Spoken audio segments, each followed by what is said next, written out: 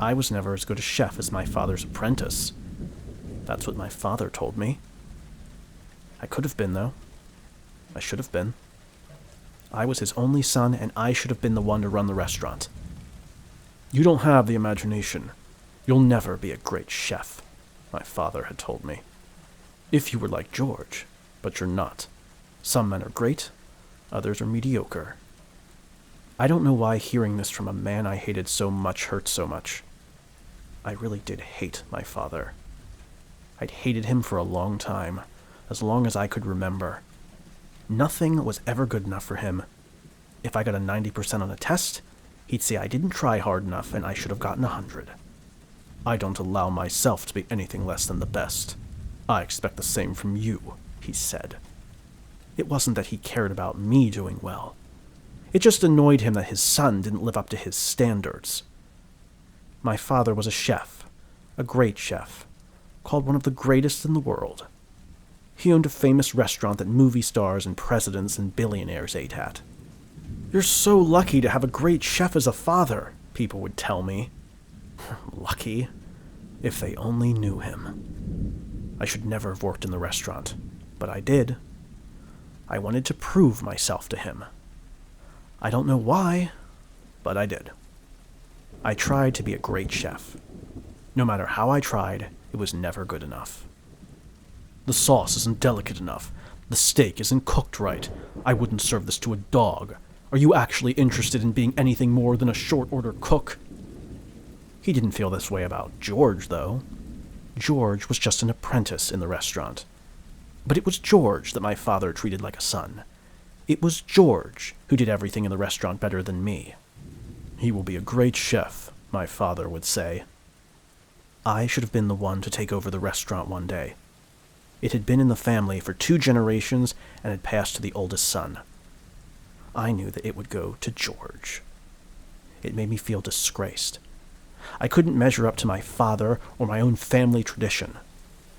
The restaurant would go to a stranger. I should have stopped working at the restaurant. I should have found something else to do and forgotten about being a chef. But I didn't. I entered into a cooking competition on television. It would make a name for me, and if I could beat the people on it, maybe, just maybe, I'd have a chance. I cooked well, but not well enough. I got to nearly the final round, but I still didn't win. All my father said to me when he saw me after I'd come home was, "I'm ashamed." He wasn't ashamed when George entered the cooking competition on television, the same one I had, and won. I hated my father, and I hated George. Pasty-faced, chubby George with his slicked-back hair and cocky, condescending attitude and nasally voice. I couldn't stop thinking about how much I hated both of them. George would get the restaurant and be known as one of the greatest chefs in the world.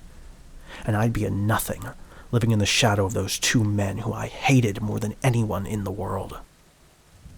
Finally, I decided to cook the greatest meal that I ever had for my father. I thought and thought about how to do it and how to make it the most impressive thing I had ever done. I finally planned everything out. I told my father I would cook for him, and I wanted his opinion on it. I would cook at the restaurant and serve it to him myself. It was a Monday. The restaurant was closed. I got there early. I spent hours cooking, making sauces, using all the most impressive techniques I could think of. Finally, I plated everything and brought it to my father. He was sitting in the empty dining room of the restaurant. "Bon appetit," I said. He ate slowly, taking in each course and writing down his thoughts in the little notebook he had. When he'd finished, he looked up at me.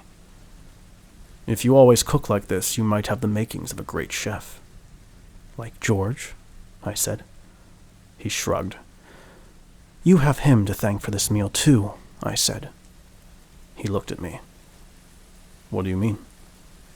"He was the fattened calf," I said. He stared at me uncomprehendingly. "I've spent my entire life being chewed up and spit out by you," I said. "Now you've just chewed and swallowed your precious George." The blood drained from his face as he realized what I meant. He tried to stand, but his leg shook and he fell back into his chair.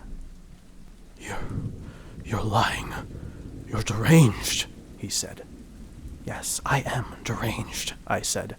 Thanks to you. I put the final platter on the table and took off the lid. My father gasped at what was underneath. The restaurant will be mine now, I said, and I'll be the greatest chef in the world. My father was lying back in his chair, gasping, his face green. The poison was working. I poured myself a glass of wine as he lay there, dying. Crockery smashed as he grabbed the tablecloth and fell to the floor. I held up the wineglass, looked around the quiet dining room, and took a sip.